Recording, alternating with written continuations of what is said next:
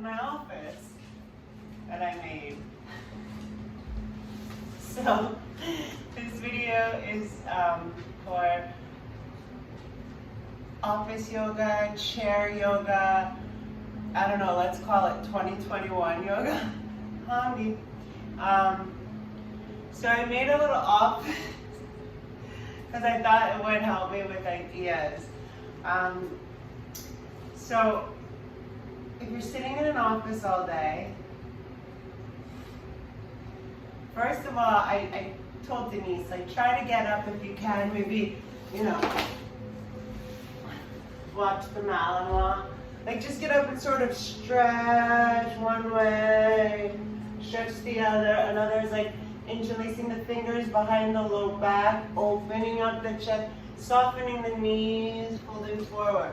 Okay, but while seated, and Denise, I'm gonna do that back bending video soon. I wanna do like groups of like families of poses, like open hip, closed hip, and I don't wanna start with back bending, but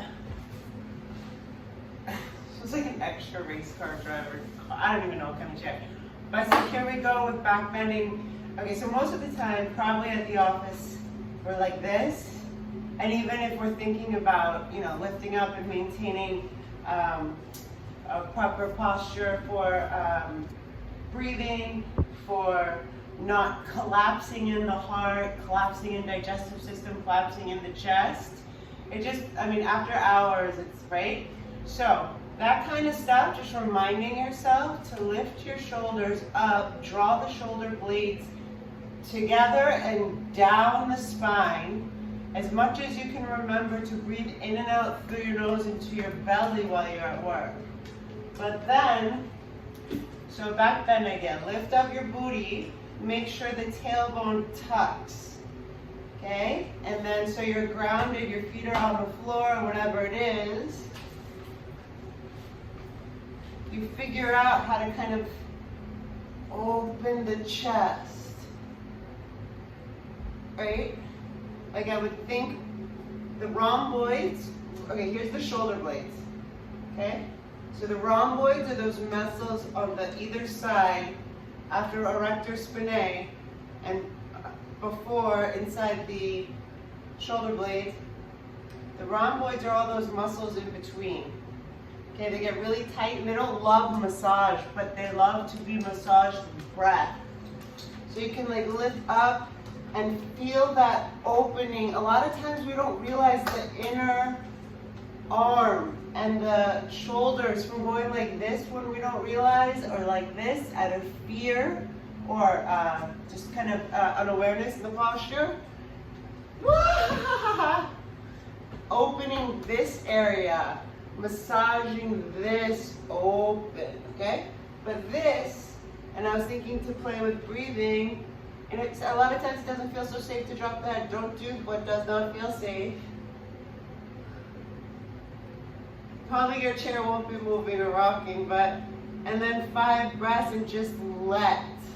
When I say let, make sure you're breathing and let in the opening. I'm so much more into like the subtle, we used to call it restorative yoga, like that's a different video, but, and then so for the hips, so that's like 5, 7 breaths into the belly, but with this opening of the chest, yeah? And then I told you, this is what I was visualizing if you're, have an office with not people to the right or the left of you. You can do like double pigeon, but also putting a cushion or something flat underneath your bottom will be very helpful. And then remember that when we cross our legs, which a lot of women do, we're closing off energy. We're also throwing the hips out of balance.